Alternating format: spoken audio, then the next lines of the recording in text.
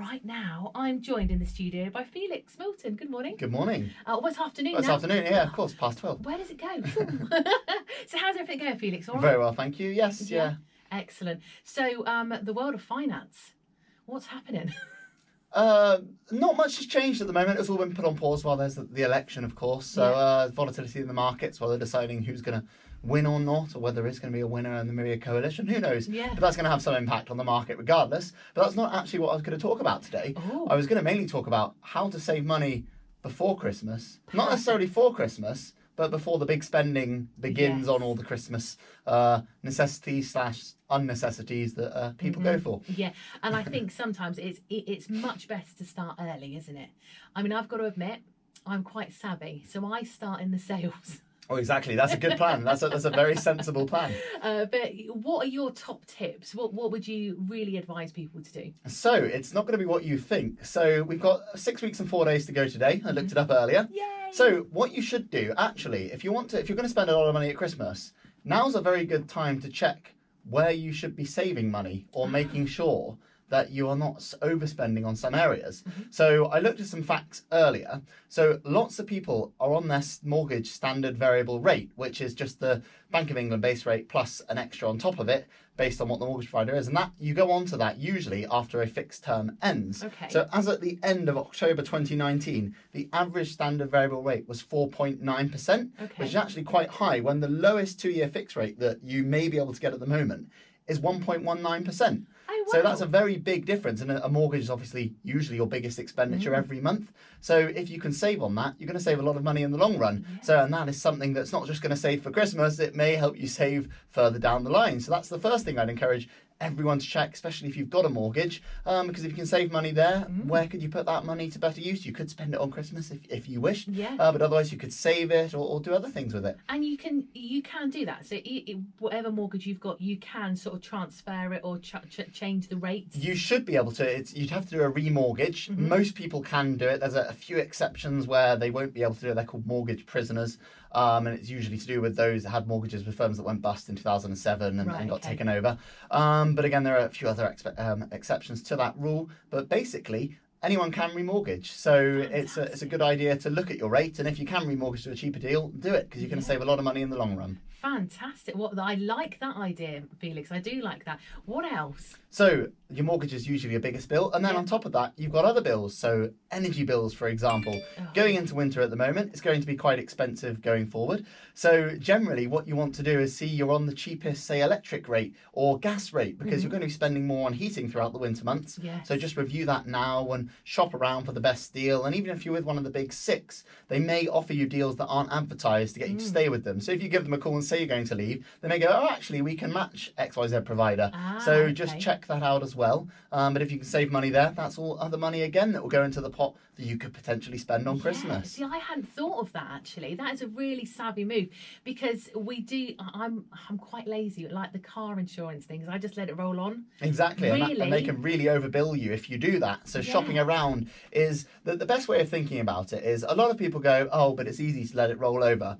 Work out how much you're paid on an hourly basis, because if you realise for 15 minutes work, 10 minutes work, whatever, you're going to save yourself £50 or £100.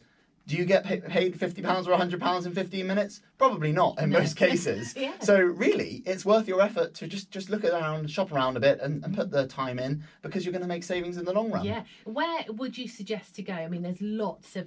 I mean, I've Googled it, I've been online and looked at all the sort of energy providers and all of that, but where's the best place to go to get that help to sort of have a look? There's lots of price comparison websites, so it's good to shop around and have a look there. What's important to remember with the price comparison websites is when you go through them, they obviously are paid a commission by the provider you go for. So if you get your price on a price comparison website, what's a good idea often to do is go then directly to the provider, see what they offer you, because they're not obviously having to pay a kickback then as commission to that price comparison website. So use the website to narrow it down and see which is cheapest, and then go directly to that best provider and see what they can offer you. Right. Okay. Oh, I'm liking this. I'm going to have a really busy next couple of days, I think, because I like that. So we've so remortgage if we can, and maybe save some funds. Look at your energy bills. What other areas could we look into? So another bill that everyone more or less is going to have is your mobile phone contract. So that's a big cost for a lot of people. And there's something like over 1 million people, I can't remember exactly, who have let their, say, initial 2-year contract where they're paying for the phone as well expire. And then suddenly they're on the higher rate they're paying, which effectively is covering the cost of the phone, because contracts don't automatically drop once you've covered the cost of the phone. So say your contract was £50 a month for 2 years and you get to that end of that 2-year cycle, a lot of people carry on paying £50, but really they've paid the cost of the phone and they're overpaying massively for their minutes and their data and their texts every month. So check your contract. If you're out of contract, it's worthwhile either getting a new contract and getting a new phone or just switching to a SIM-only deal, which will be much, much cheaper because you've covered the costs of the phone. So that's a great way to save. And a lot of people just let their contracts carry on and they're paying money for nothing effectively. You can see by my face, my hand has gone up in the air. I am that person. Oh, there we go. But like I say, SIM-only contract. Now, if your phone's absolutely fine, you just get a new SIM and then... Exactly, and you can even just text your provider and ask to go on a cheaper deal, and they should be able to do something, or that'll prompt the conversation, and often it's instant. So you can make that saving very, very easily. Oh, fantastic. Oh, do you know what? I'm liking this because I do like saving money, and I think we need to be a bit more savvy sometimes, don't we? And I'm not that savvy, to be honest. Right, so mortgages, mobile phones, bills, what else? So you've done all that. You're saving everything you can on your monthly necessities, if you like. Which could be a lot of money. It could be a lot of money depending on your circumstances and where you are. But then we go on to Christmas itself. So a lot of people are going to spend a lot of money on unnecessary things. And my colleague earlier was saying that she's going to not buy presents for the extended family as such because it's unnecessary. So really she can save money there that she knows she's gonna, if you buy a present for them, they're gonna have to buy a present for her and so on, and you get a never-ending perpetual cycle of stuff being bought that no one really needs. So think about what you're going to be spending on money this Christmas, and if you are going to buy something for someone, make sure they're actually going to use it, they're actually going to need it. And if you are going to, you know what you're going to buy them, shop around. Don't just go to the first thing you see, the first shop you see.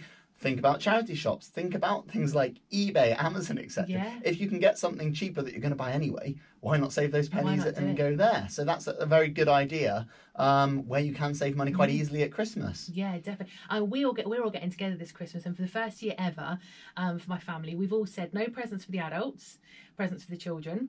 We're doing a secret Santa for the adults. So everybody is still going to get a gift. But we're actually all getting together and going out for one big meal so that we're just together. That would be very nice. And for older people, a lot of it is spending time together rather than the presents and the gift giving, which is a nice thing to do at Christmas. But it's important that you don't get carried away because it can be very costly. Which sort of leads me into my next point, which is don't borrow money for Christmas. It's just not worth it. So a lot of people will be spending on credit cards, and I know you'll want to provide something, but it's really not worth it. When you think about January, there's the Blue Monday that comes around in January, which is when the debts of Christmas all set in. And is it worth that temporary enjoyment of whoever you bought that present for a year's worth of debt, or whatever the debt and the liability and the stress that's going to cause you? It's just not worth it. So it's worth taking a step back and thinking, can I actually afford what I want to do? Because it's not worth borrowing to just fund Christmas. No, I absolutely agree with you, and I think a lot we just touched on then, a lot of the time it's just being together. For a lot of people it's just that family time. I mean, like I said, I actually start my shopping in the sales. Exactly, and that's very, very clever. I'm quite clever. I've got a wardrobe, and in that wardrobe is boxes. And every time I'm out and about throughout the year, if something's in the sale, I think, oh, my sister would love that. It goes in my box and it goes away for Christmas. Exactly. So instead of spending £50 on a scarf, not that I would ever spend that on a scarf, but you know, some things are more expensive. When they drop it to £8 in sale, I've still got a £50 scarf. It's just for a bargain price. Exactly. And I do a sort of a similar thing. I haven't actually done it this year, but usually I work out roughly what I want to buy everyone, and I order it sort of back in October, usually from, say, made in China or something like that. It will be the same good that your UK retailers will get, except if you buy it directly from that country. Yes, the shipping takes 12 weeks, but you get it at such a significant discount. Can you afford not to, really? So that's usually what I do. Exactly. See, we're quite savvy, really, aren't we? Yes, hopefully. And the thing is, with Christmas cards as well, I mean, it comes to the stage where you buy cards to give to people just because that's the thing you're meant to do. Yes. I'm kind of stopping that. Yeah. I've got to admit, because cards are expensive. They are. It adds up. I mean, in our office, we don't send Christmas cards to colleagues. We send a collection round for charity. Fantastic. So all the money you would spend on Christmas cards for your colleagues, put money in the collection, and that all goes to a good cause. So that's what we do in our office, and it works quite well. That's a brilliant idea, actually, and one that I think a lot of people should be doing. So come on, what else? What else can we do to save? So there's not necessarily saving money, but think about what you're going to get people for Christmas. So a lot of grandparents may be thinking, oh, I've got lots of grandchildren. I want to give them money or do X, Y, Z. How about setting up some sort of long-term saving vehicle for them? Because they may not appreciate the give them something now, say chocolate or something, because they may not appreciate the significance now. But if they're quite young, think about what that benefit's going to be for them in the future, whether it's money for saving towards a house. If they've got years of compounding and interest adding to it where they're not going to be spending that money, they're going to be very grateful for that Christmas present at a later date. Absolutely. They may not be as grateful now because they won't quite understand. But if you think about that gift and what you are able to give them, that's a very good idea for a lot of people, and you'll feel better as well because you've passed some money on knowing that it's going to be spent sensibly in the future rather than buying a perhaps unnecessary gift now. Yeah, no, I totally agree with that. And both sets of our parents, and my husband's parents and mine, they've done exactly that. So for birthdays and Christmas, they get the children get a gift, nothing too costly, but then they put money aside for them. So exactly that. When they're 18, my goodness me, they're going to be able to buy their own car. They're going to be able to afford that, between them. And I think that's such, like you say, all the Christmases come at once then. And I think that's such a nicer thing. Yes. Or make presents. Exactly. Making presents costs next to nothing. Exactly. And it's got that personal touch to it. So if you have a skill, particularly, say you're an artist or good with your hands or whatever, build something. It's going to be a very good Christmas present because it's going to be unique, firstly, and you've put your time in. And a lot of people undervalue what their time is. And if you've put time and effort into a present and give it to someone, it's worth a lot more to you and to them rather than just buying something in 5 minutes. Yeah. And especially if you've got children, there's so many things you can make for grandparents and for... I've actually saw... I'm just going to tell you what it was. It was this... you can make a flower pot, but out of a cemented towel. Ah, okay. So you put the towel in a thing of cement, then drape it over something, so then when it dries, it looks like a funky vase, and you just paint it. Ah, that's a good idea for a present. I know, exactly, right? So there's lots of things out there. But I think, like you've quite rightly said, about saving money where you can. So looking at your mortgages, looking at your bills. And I hadn't thought of my mobile phone bill. I didn't think of the logic of... actually when the contract runs out, you're overpaying. Yes. Lots of little things like that. It's been great. Can we get all this information somewhere? Is there anything online that we can send everybody to go and look at? I mean, there are lots of resources online. The Money Saving Expert website is very good. I encourage people to go and look at that one. But again, just generally thinking about what you're spending on, just doing the research yourself, spending a bit of time. If you could dedicate, say, a couple of hours, what's that going to save you in the long run? And what money could you put towards Christmas to buy the extras? That's fantastic. Felix, it's always an absolute pleasure to have you here in the studio. Thank you so much for coming in. So our next meeting is going to be literally just before Christmas. It will be, yes. Are you excited for it? I am. I'm very excited. I love Christmas. Oh, likewise. So, and we can see, I mean, if any of our listeners maybe do some of the savings, they can get in touch and let us know how much they've saved. That would be quite a nice... That'd be a very, very nice thing to have. It would be, wouldn't it? So if you've listened today and you want to find out more, obviously Felix is there. You can pop on in and see him in his office. Or... if you just decide, I'm going to look into this, let us know how it goes, because then it'll be great to just sort of tell everybody, look, we had this listener do this. They saved X amount. And may encourage more to do the same thing as well. Exactly. So, well, I know what I'm doing this afternoon, Felix. So thank you very much indeed. And good luck with everything. We'll see you soon. Thank you. Take care. Bye-bye.